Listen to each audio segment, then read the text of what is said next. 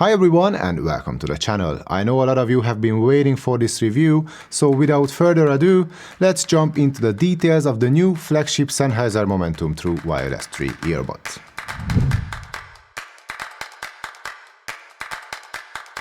Before we get started, you have to know that the previous generation, the Momentum 2, are one of my all-time favorite earbuds as far as their design and sound quality are concerned, so Sennheiser have their work cut out for them if they want to convince me that these new buds are a worthy upgrade. And in this review I'm going to focus on these two buds only to see what improvements were made, if any, but I will also make another video with comparisons to all the major players out there, so stay tuned for that. And now with that out of the way, let's see the design of the Momentum 3. I have to admit that when I saw the product photos online for the first time, I was a bit underwhelmed. I thought that the older buds looked much better, and to some extent I still do. But when I opened up the box and had a closer look at the buds, I was like, okay, yep, this is not too bad at all. And in fact, this new form factor is kind of growing on me. I guess I made the right choice with the graphite color, as I like it a lot, but the buds are also available in black or white. But regardless of my personal taste, the buds are built to a very high standard. Premium quality materials were used all around and the build quality is impeccable. The comfort of the Momentum 3 is also exceptional. I've had no issues at any stage during my tests whatsoever. Thanks to the new replaceable ear fins, the fit is secure enough for running and not overly intense gym workouts. And these three sets of fins are new, as we didn't get any of those with the Momentum 2. But the two buds are quite similar otherwise, as we get the exact same ear tips and the same IPX4 rating with both, so when it comes to splashes and sweating, the Momentum 2 and the 3 can offer the same kind of basic protection. The size and weight difference between the two is negligible, as the new buds got lighter by only 0.2 grams. However, I found that the 3s do not sit as deep in my ear canals as the 2s, and that makes long-term use of the new buds a bit more comfortable. Unfortunately, it also means that I get less of a passive isolation from the new buds. And that's going to hurt not only the active noise cancelling performance, but also the sound quality of the buds, both of which we will get back to in a minute. But now let's see the battery case next. It got a bit thicker and shorter compared to the previous generation, but Sennheiser kept the general design, as we get the same textured fabric cover, the same level of build quality, and the strong, sturdy hinges are pretty much the same too. I always loved this elegant and sleek design, so this is good news. It might not be the most pocket-friendly of all the cases out there, but it looks and feels premium for sure. And Sennheiser have fixed one of the shortcomings of the Momentum 2 by adding Qi wireless compatibility to the new generation, so now we can charge the case using any Qi wireless charging pad at our disposal. Of course, a USB Type-C port is still available, but it was moved from the back of the case to the front this time. We got a 77 mAh battery in the new buds instead of the 60 mAh batteries in the old ones, and that shows in my single charge playtime tests. Even though the official specs claim that both buds can last up to 7 hours on their own, during my own tests the Momentum 3 was able to deliver 7 hours and 22 minutes, while the Momentum 2 lasted for 4 hours and 46 minutes only. And that was on iOS using the AAC codec at 50% volume. I was streaming from QOBUZ and the active noise cancelling was turned on. Switching to aptX on Android had quite an impact on the battery life of both buds, as you can see, but the Momentum 3 still comes out on top with 5 hours and 6 minutes with ANC turned on. Interestingly enough, 10 minutes of quick charging can give you 90 minutes of use with the Momentum 2, but it's only about 60 minutes with the new generation.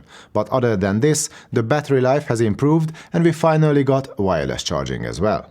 In terms of connection, we moved from Bluetooth version 5.1 to version 5.2, and on top of the regular aptX codec, which can be found on both earbuds, the Momentum 3 also comes with aptX Adaptive. This newer and more advanced audio codec can adjust the bitrate and the latency of the earbuds automatically, according to what's required based on not only the use case, but also the environment. More competing signals might call for a lower bitrate to achieve a more stable connection and things like that. Listening to music, watching movies, or playing games casually presented no issues at all with either of the buds.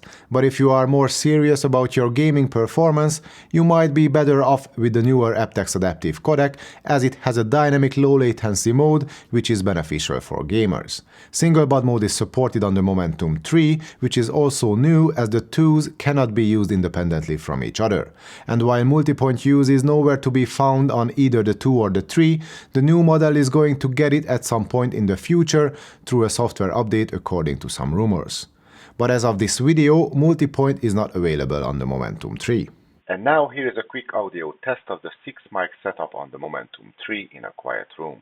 My voice is more or less natural sounding with a good level of clarity, but you should expect nothing extraordinary here.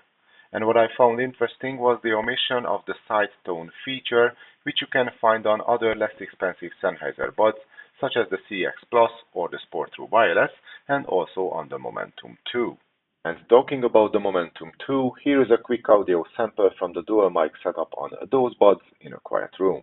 The voice transmission quality is similar to that of the Momentum 3, but the side tone feature proves to be a major advantage when making a phone call, in my opinion.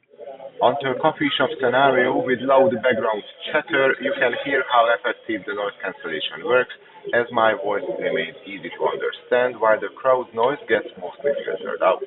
And now let's hear if the Momentum 2 can keep up with this performance in the same simulated coffee shop environment. For a more challenging test, let's go outside to hear what the microphones can do about some traffic noise around me. There's also some wind out here, so that's an extra element the buds have to deal with. And to put this performance into some context, here is what you can expect from the previous model, the Sennheiser Momentum 2, in windy conditions with some cars passing by in the background. The touch controls work pretty well on the Sennheiser Momentum 3, as they are easy to use and quick to respond to the single tap, double tap, triple tap and the long press actions. And all those tapping actions can be customized in the app, giving us all sorts of controls we can imagine. Play, pause, track, volume, voice assistant, transparency, noise cancellation and phone call controls are all available at the same time. Having two separate actions for transparency and noise cancelling takes a bit of time to get used to, but again, we have all the controls we will ever need at our fingertips at any given time. But since Sennheiser decided to separate transparency from ANC on the controls, at least they could have given us the option to toggle through all the options within each mode when using the touch controls. Let me explain. In transparency mode there are 3 settings: off, with music and pause music. With music means that when transparency is activated, music keeps playing, but it will pause in case we choose the pause music option.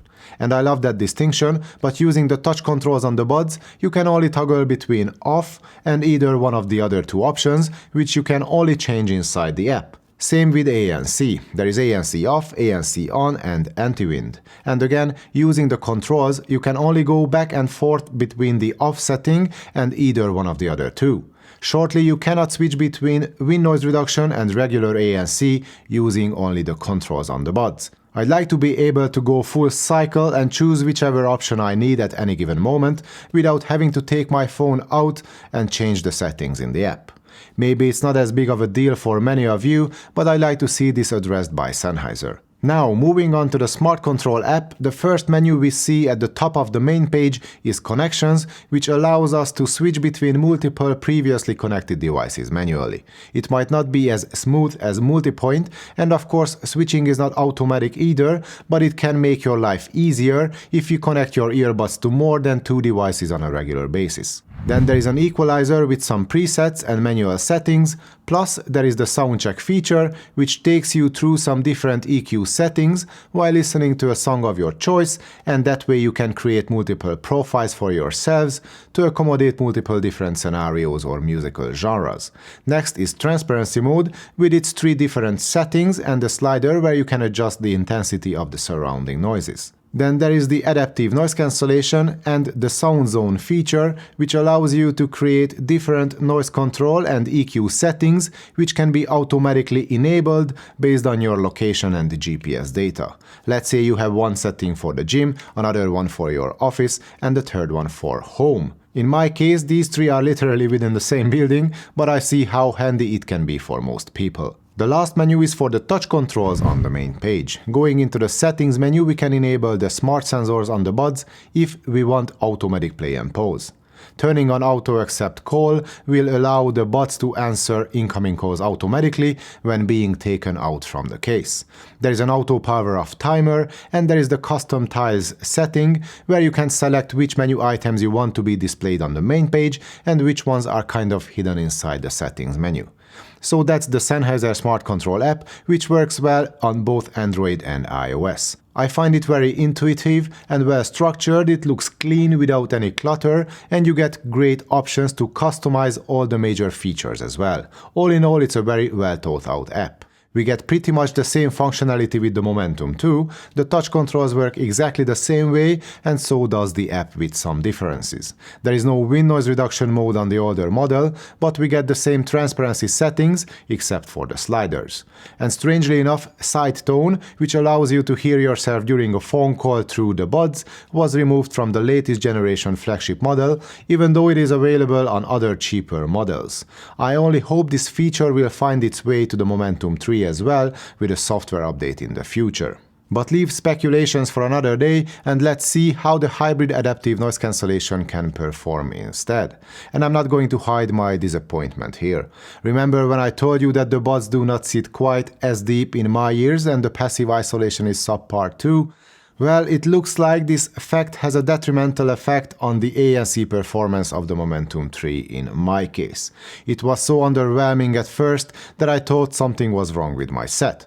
No matter what settings or ear tips I used, the Sennheiser buds were not able to reach the performance of any of their major rivals, not even close. Even the Momentum 2 and the CX Plus came out on top in all tests I did with quite a margin. What made me think that it was indeed the passive isolation to be blamed instead of a technical issue was the fact that I could hear a huge difference in the noise levels with ANC turned off already. And even though I can hear the ANC kicking in, it cannot really compensate fully for the weak passive isolation.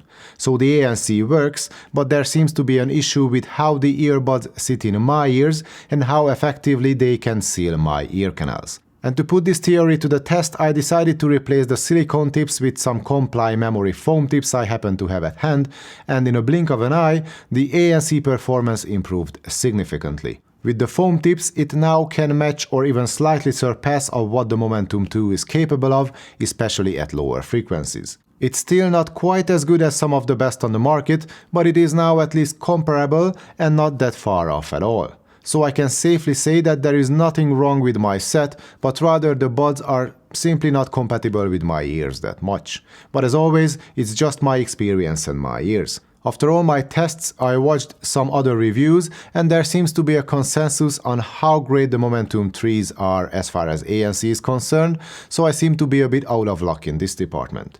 Regardless of the tips, however, wind noise is not the best with ANC turned on, and that's where the anti-wind setting can come in handy, as it can reduce that annoying whistling noise to an acceptable level. Of course, as with any other earbuds, it hurts the noise cancelling performance, especially when it comes to dealing with higher pitch noises, but in certain scenarios that's a trade-off we seem to have to deal with. The previous generation could handle wind noise better by default, but the Momentum 2s don't have anti-wind mode. I don't like this trend of manufacturers relying more and more on software instead of improving certain physical attributes of their products. And I mean that if, let's say, the mics on the earbuds were better protected against wind noise physically, then the software wouldn't be forced to make such drastic changes in the algorithm to reduce wind noise, and maybe as a result, we could maintain a better ANC performance across the board. And as an extra benefit, phone call quality in windy conditions could improve as well. Not sure if what I'm saying makes any sense to you, but I hope it does. But back to the Sennheiser buds for a second. Transparency mode has some of that hissing noise, and it doesn't sound very natural regardless of the settings, and a substantial amount of wind noise creeps in again when it's activated. But to finish my ANC evaluation on a positive note, it's good to have the option of pausing music automatically in transparency mode. And after my mixed experience with the A and C, let's talk about the sound quality next, hoping that it is an area where the Momentum trees are going to shine. We get the same 7mm dynamic true response drivers we could see in the CX, CX Plus or the Sport True Wireless already. But the sound quality of the Momentum tree is severely affected by the lack of passive isolation again. No matter what I was doing or which ear tips and fins I used, I couldn't get a bass deep and dynamic enough. The rest of the frequency range seemed to be more than okay, but without body and heft in the bass, everything sounded thin and not high-end-like at all. But then I switched to the memory foam tips and I could hardly believe the difference I heard at first. In an instant, the low end got filled with power, there was great extension to the sub-bass region and also a good punch in the mid-bass. The mid-range is rich and lively with full-bodied vocals and instruments. The highs are detailed and airy with better than average extension. Everything sounds nicely balanced, nothing is missing nor there is anything in excess across the whole frequency range. The buds can go crazy loud, much louder than the Momentum 2 for example, and pushing the volume beyond even 85 or 90% proved to be too much for me personally. It's not that the sound becomes piercing or harsh, it simply is just too loud for me. Along with the airy treble and the open mid-range, we get a wide sound stage and great separation, which are attributes I can appreciate a lot. In comparison to the previous generation, the sound became more dynamic and open, with slightly more detail across the board. But again, I only managed to squeeze out this performance from the buds using third-party memory foam tips. And as for a conclusion, I feel like I'm in trouble here. I don't want my personal feelings to become overly dominant in my assessment, but at the end of the day, that's pretty much impossible to avoid. As I said at the beginning, I love the Momentum 2 a lot, and I was wondering whether the Momentum 3 can offer a big enough jump in performance to justify an upgrade. And my answer is yes and no. It's a definite yes when battery life, charging, connection and sound quality are concerned, but it's a no when it comes to the general design, the fit, the controls, the software features or making phone calls. Firmware updates can improve some aspects of the performance of the Momentum 3 down the road, but as of today I personally find it hard to justify an upgrade to the latest Momentum buds. I know I'm probably alone with my opinion, but this is what I think regardless. If anything changes in that regard, you will be the first to know, I can promise you that though. And this was my review of the Sennheiser Momentum True Wireless 3 earbuds. Please hit the like button and subscribe to the channel, especially if you don't want to miss out on some comparison videos that are in the pipeline. I'm going to put the Momentum 3s up against the competition, and I'm also going to have a look at some of the true wireless earbuds Sennheiser have to offer and compare those two. Not sure which one drops first and when yet, but I will update the description of this video with links so you can find them easily. Thanks for watching. See you next time.